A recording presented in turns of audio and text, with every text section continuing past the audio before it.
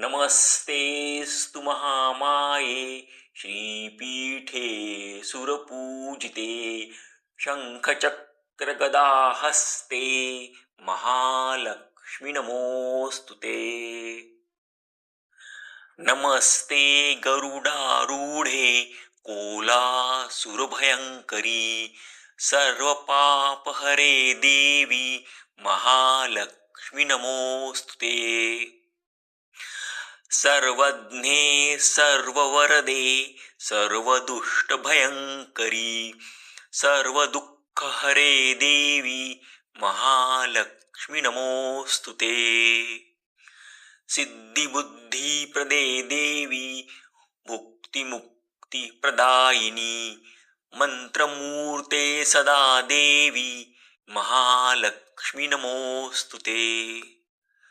आद्यन्तरहिते देवी आद्यशक्तिमहेश्वरी योगजे योगसम्भूते महालक्ष्मि नमोऽस्तु ते।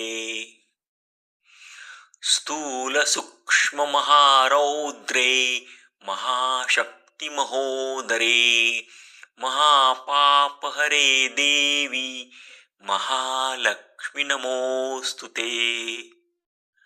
पद्मासनस्थिते देवी परब्रह्मस्वरूपिणी परमेशी जगन्मातर महालक्ष्मि नमोऽस्तु ते।